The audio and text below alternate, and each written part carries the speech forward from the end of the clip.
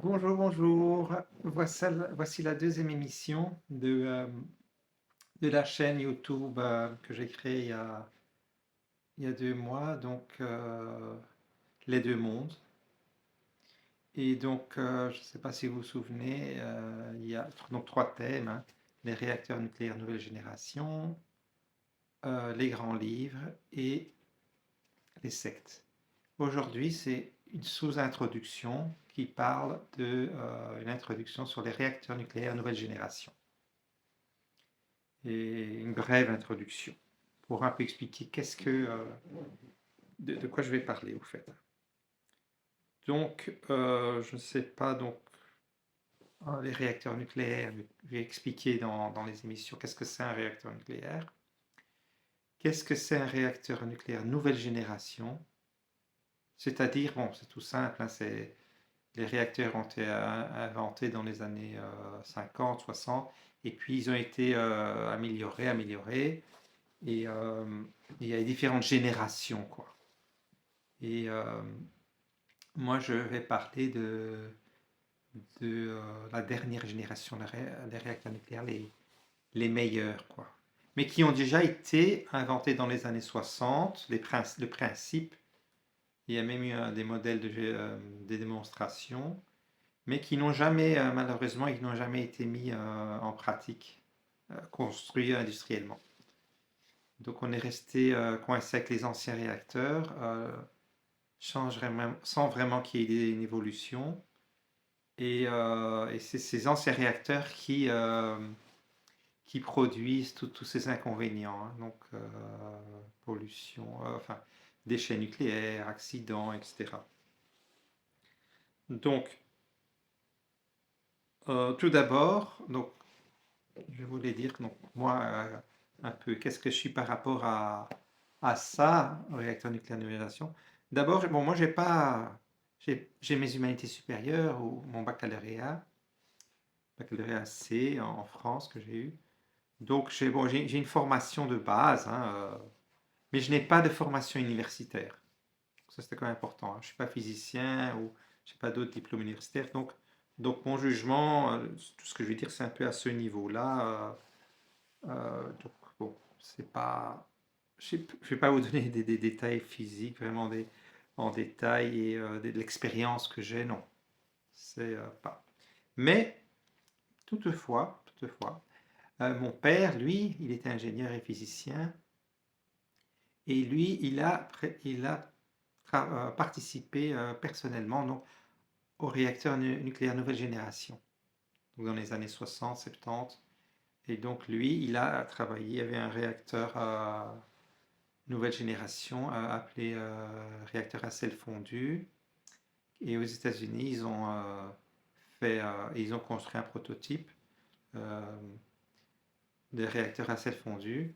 Et mon père était là aux États-Unis et il travaillait pour l'Euratom, l'agence européenne du nucléaire. Et à cette époque, il voulait lancer cette filière en Europe. Et pour des raisons, tout ça que je rentrerai plus dans les détails, ça n'a pas été fait. Donc. Et voilà. Donc j'étais dès le plus jeune âge baigné un peu dans ce mythe un peu de réacteur à sel fondu. Donc j'avais, je sais pas, 5 6 ans, 10 ans, 15 ans. J'entendais parler de réacteur à sel fondu. Parce que mon père était fort là-dedans. Et j'ai rencontré aussi comme ça, croisé à la maison des personnalités de ce domaine. Donc, par exemple, Furukawa au Japon qui travaillait là-dessus. En France, il y avait aussi Lecoq, Grenon aussi que j'ai croisé à la maison. Et encore d'autres, un Américain aussi, je ne sais plus son nom, que j'ai croisé. Et mon père aussi, il avait des contacts avec Weinberg, qui était aussi un sort un leader qui défendait la cause des réacteurs à sel fondu. Alvin Weinberg, il avait des contacts personnels avec lui. Donc, euh, donc j'étais baigné quand même là-dedans. Oui, mais mais bon, comme je vous ai dit, hein, les informations, je suis pas physicien, tout ça. Donc moi, j'ai mes informations que je retrouve sur Internet. J'ai aussi un peu écouté parler. J'ai retrouvé des documents de mon père aussi qui est décédé. Donc toutes des lettres qu'il écrivait. Ça aussi, je vais faire un dossier là-dessus.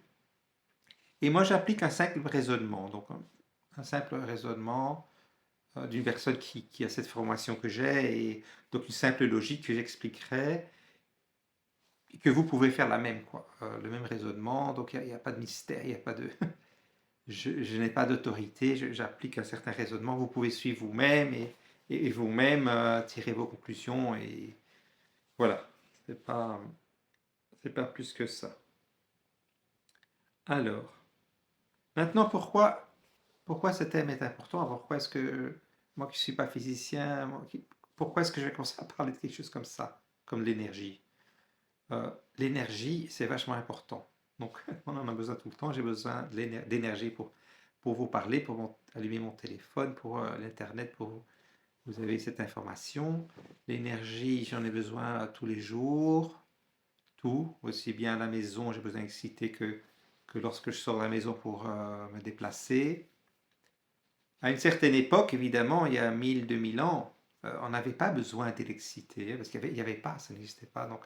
Mais, mais la population était beaucoup plus petite, beaucoup inférieure, et, euh, donc on n'avait pas ce besoin, tandis que maintenant, dans notre monde actuel, on a vraiment besoin, c'est quelque chose de vital, quoi.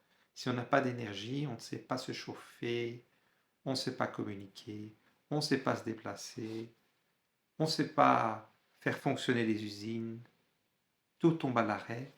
Et donc l'énergie, c'est quelque chose de vachement important. Et d'ailleurs, dans les guerres, quoi, comme en Ukraine, tout ça maintenant, une des priorités qui bombarde, c'est quoi? C'est des centrales d'énergie. Parce que si on bombarde une centrale d'énergie, l'infrastructure et tout est bloqué, quoi. C'est vraiment terrible, quoi.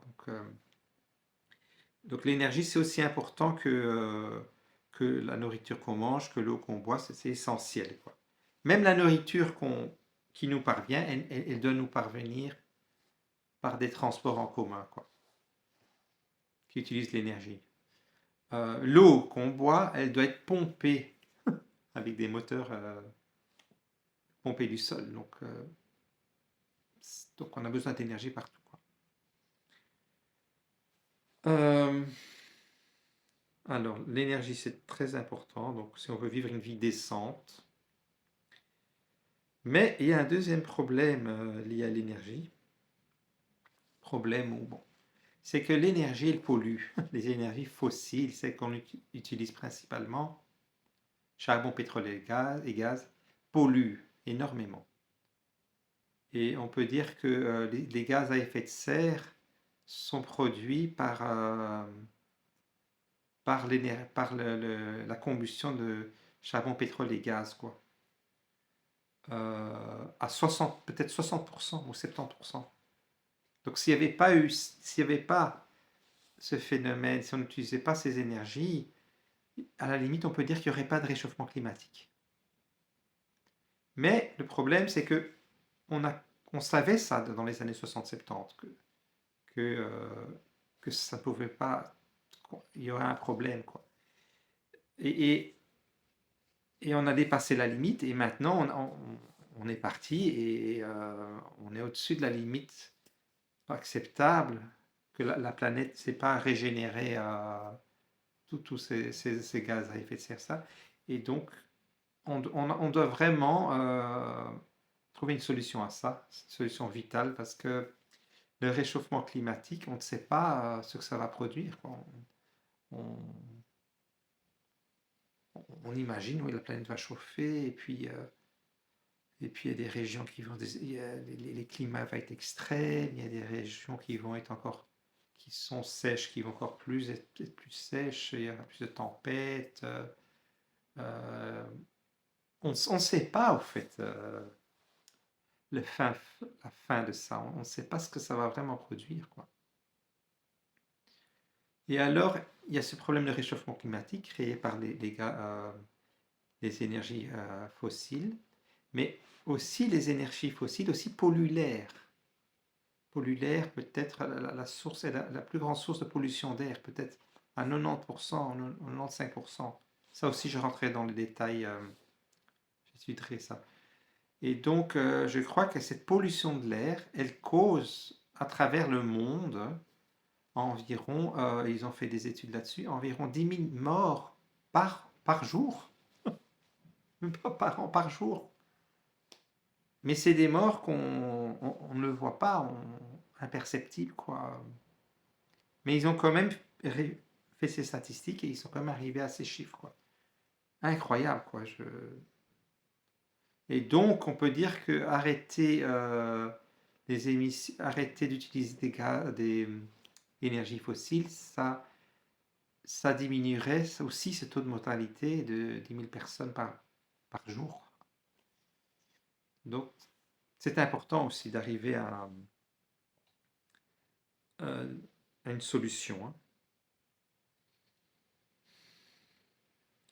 Et donc, l'énergie nucléaire, malgré au fait, les avantages, parce qu'ils ne produisent pas des gaz à effet de serre. Pourquoi, oui. Pourquoi est-ce qu'ils ne produisent pas d'effet à effet de serre? Parce que l'énergie nucléaire est à base de la fission nucléaire. Et la fission nucléaire ne produit pas de CO2. Ce n'est pas une réaction chimique. C'est une réaction nucléaire. Donc c'est l'uranium, tout ça, il chauffe, quoi. Chauffe, mais tout seul, quoi. Et le fait que ça chauffe, on peut retirer cette chaleur pour produire de la vapeur, etc. Le seul problème, c'est que y a la pollution. Après, une fois que c'est brûlé, le combustible nucléaire, c'est radioactif, il faut l'enterrer, etc., les résidus. Mais bon, c'est limité, c'est un problème. Il n'y a rien qui va dans l'environnement, sauf accident. Donc c'est une énergie finalement propre, quoi. Sauf accident, évidemment. Parce qu'alors là, ce qui était confiné se répand dans l'atmosphère, etc. Donc, mais, comme on va le voir, c'est pour ça que je parle de réacteurs nucléaires nouvelle génération, qui sont beaucoup plus sûrs, qui sont beaucoup plus moins chers, qu'il n'y a pas d'accident, les déchets, il n'y en a pas. On sait même brûler les déchets actuels qui existent. Ça, on va en parler, hein, donc l'avantage. Mais donc l'énergie nucléaire, dès le départ, elle a fait peur, quoi, au fait. Elle fait peur à cause des déchets, à cause de la bombe nucléaire, parce qu'il y avait un lien entre l'énergie nucléaire et la production d'armes nucléaires au départ, et donc l'énergie nucléaire civile et militaire. Et donc il y a eu une certaine peur, quoi, la bombe atomique, etc. Et il y a aussi certains accidents qui ont encore accentué tout ça. Et donc il y a eu beaucoup de manifestations, il y a eu beaucoup d'opposition nucléaire par le public. Et c'est pour ça que le nucléaire a stagné à un moment donné, il n'y a plus d'expansion. Et actuellement, le nucléaire produit à peu près 10 à 15% d'électricité mondialement, tandis que ça aurait pu être, si l'expansion avait continué, ça aurait pu être 50, 60, 80, 90, pourquoi pas? Pourquoi pas? Et il y aurait pas eu, parce que si ça avait eu lieu dans les années 80, il n'y aurait probablement pas eu de réchauffement climatique. Si on avait axé toute notre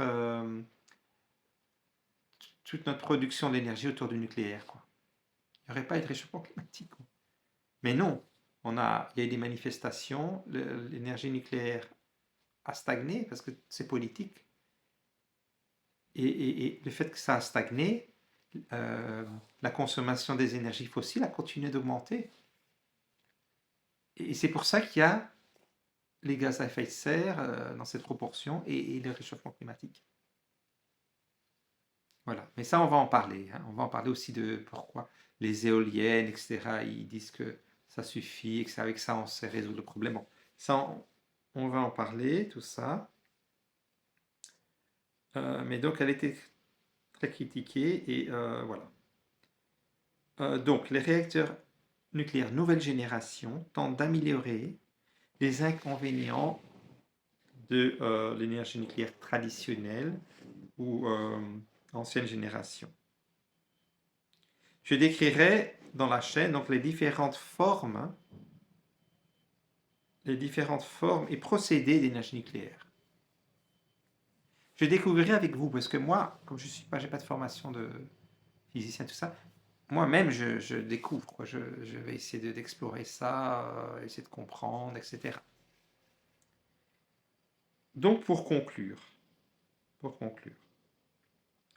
et répondre à la question, pourquoi des réacteurs nucléaires nouvelle génération? Parce que les réacteurs nucléaires nouvelle génération optimisent les anciens et rendent cette forme encore plus attractive et plus indispensable. Donc c'est pour ça. Il y a une forme d'énergie nucléaire qui est beaucoup meilleure, mais qu'on ne connaît pas beaucoup. Moi, j'en ai entendu parler quand j'étais petit, qui est beaucoup mieux, qui a été bloqué un peu parce que faute de moyens financiers, faute de politique, faute de la pression des industries aussi, de l'industrie nucléaire, etc., qui avaient déjà fait certains choix.